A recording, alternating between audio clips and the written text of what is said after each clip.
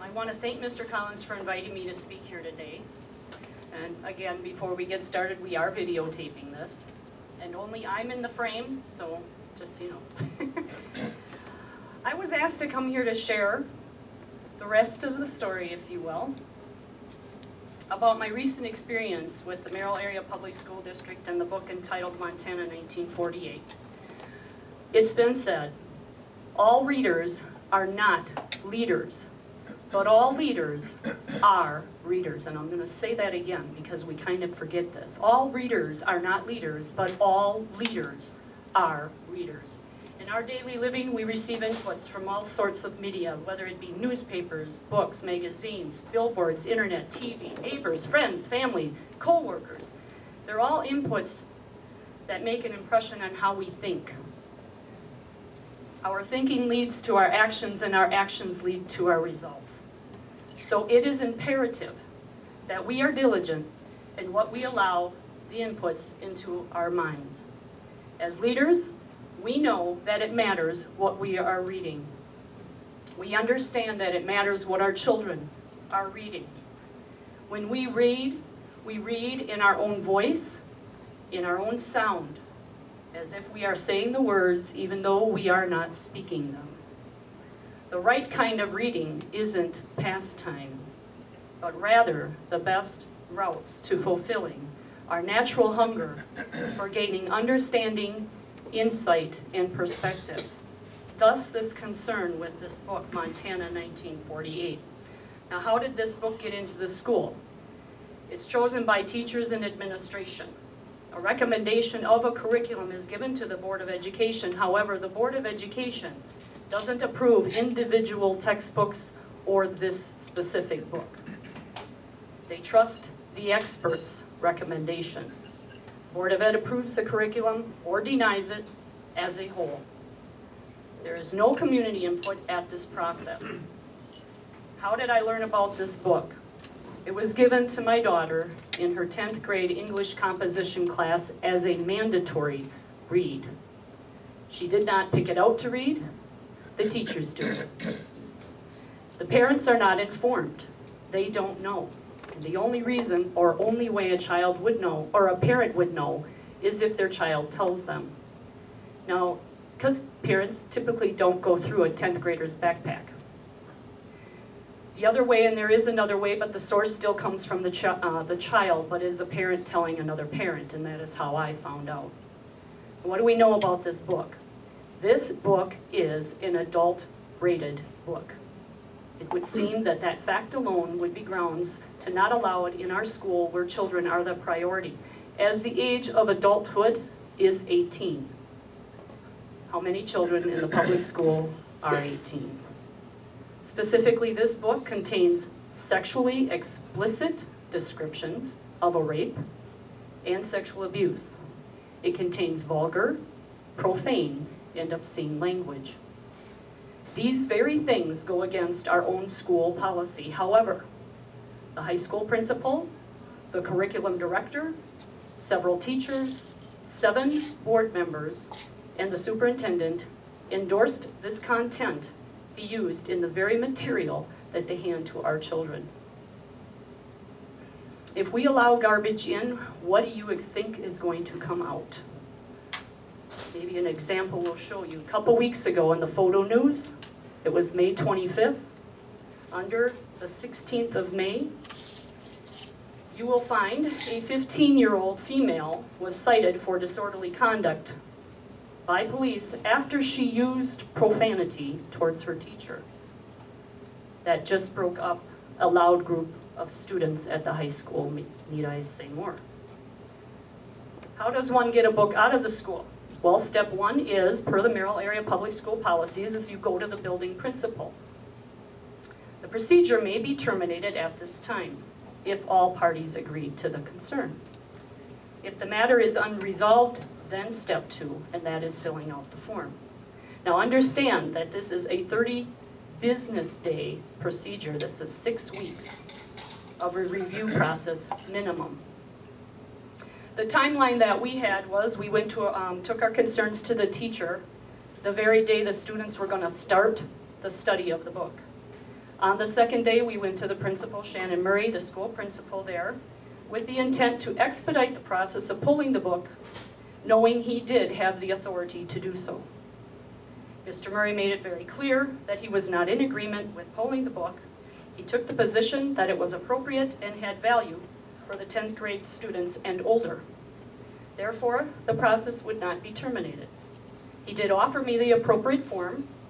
However, that form is available to the public via the Merrill Area Public Schools website, and I had a form with me. Therefore, I did not refuse the form. I just didn't need the one he offered. There was a Board of Education meeting the next day. We took our concern there and requested that the book be pulled immediately pending an investigation. At that meeting, 6 members of the community spoke out, with a 7th writing a letter that was read out loud to the board. This was not a review, it was just an initial presentation of a concern. Board of Ed cannot make a decision if it's not an actionable item on the agenda. Therefore, a special meeting was requested by board members Loretta Vaughn and Brad Geis, and I do want to take a little sidebar here and thank them for doing what they are doing, because they are listening. Upon arriving at the special meeting, to my surprise, there was a police car in the parking lot, and I approached the officer, or it was a lieutenant, and I asked why he was there. He said he was told there might be a disturbance at the meeting, and that he was asked to be there. An officer was in the building to monitor from inside. At the start of the meeting, we were told that we would not be heard at all. There would be no public comment. There would be no equal time. In fact, at the start of the meeting, it was announced by the school board president, Keith Schmeling, that if anyone in the gallery interrupted, Officer Heckendorf would remove you from the meeting. Now, why would our superintendent or our school administration and the Board of Ed take this approach? What happened to the mission, vision, and belief statements that the Merrill Area Public School professes they adhere to? You know the ones? They say that Merrill Area Public Schools is in a partnership with the community and the families. That Merrill Area Public Schools believes in transparency with the community and providing the best education for every student in a safe environment. We started this journey over a year ago. We believed that Merrill Area Public Schools was upholding their mission, vision, and belief statements. We wanted to work with the board and the administration to address these issues, and we were confident that this would happen. Unfortunately, through several open records requests, we found inconsistencies with what the public is told versus what actually happens. We found policies in conflict with state statutes, and the facts were misrepresented. We asked questions seeking to understand and get clarification. However, we've been denied dialogue, and our questions have gone unanswered. It seems that the only communication allowed is if parents nod in agreement and ask no questions. This experience confirms that we are in a battle, and that battle is over the minds and the souls of our children. Now, what do I mean by that? Parents have always been honored as the pillars of society and moral tradition. The belief that the family unit is the building block, and it is the mother and the father that have say over how their children are educated, reared, and disciplined, has been widely accepted as a fundamental right. However, this long-held belief is under attack. The drift of modern thought has been of centralized power. The belief amongst people who describe themselves as progressives, believing that there are no inherent rights, no inherent individual rights, no rights to freedom, only the rights defined by the ruling authority, by the state or the government. The result is this trend across our country of parents not being respected as the primary authority in their children's lives. We are seeing this in our own school district, not only with the recent controversy regarding this book, Montana 1948, but also with the decision last fall to teach comprehensive sex education to our students. The Board of Ed's decision should be a reflection of this community and the parents. However, we have witnessed over and over again how the parents and the community are censored. being cut off during public comment time, items not being put on the agenda, a petition signed by 315 community members being ignored, having to apply and be interviewed to sit on a committee made up of members from the community, lack of full disclosure, questions not being answered, and then the latest example, not only having the truth misrepresented, but witnessing personal attacks as an attempt to discredit the character and integrity of the parents who spoke out by the very administration and some board members who claim to want to have a partnership with the community and families. We are witnesses to this idea that the experts know better than the parents on how to raise children. The policies Merrill Area Public Schools has in place are not consumer friendly. Parents and community are the consumer. Yet, we were not allowed to speak at the recent special meeting.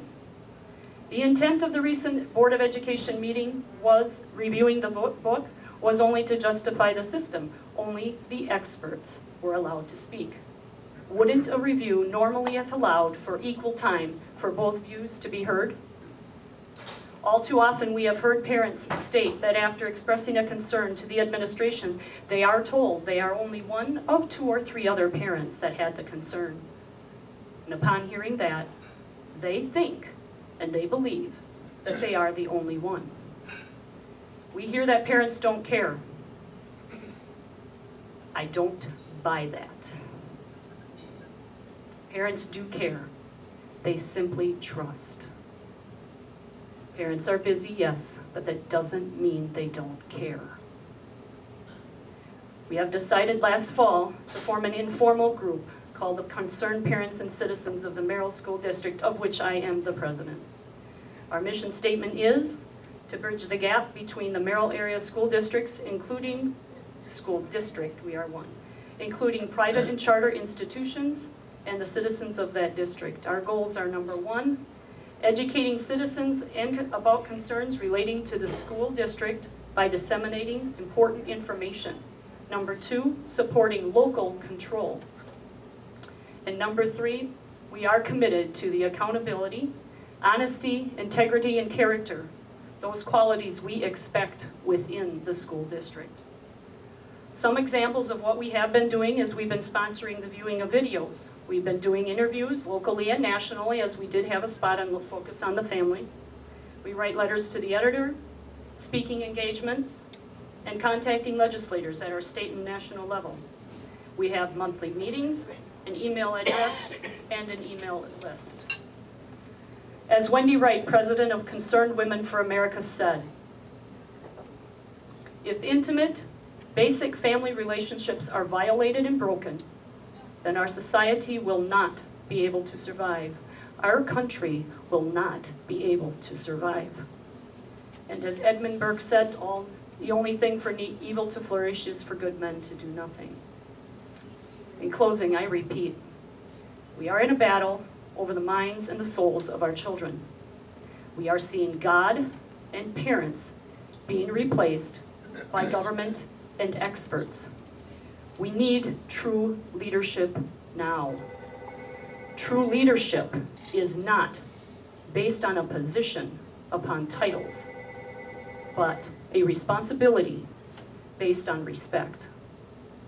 We need leaders to take a stand. We need leaders who believe that the parents should be honored. We need leaders who believe that the parents are the pillars of society and moral tradition. Leaders who understand freedom and liberty.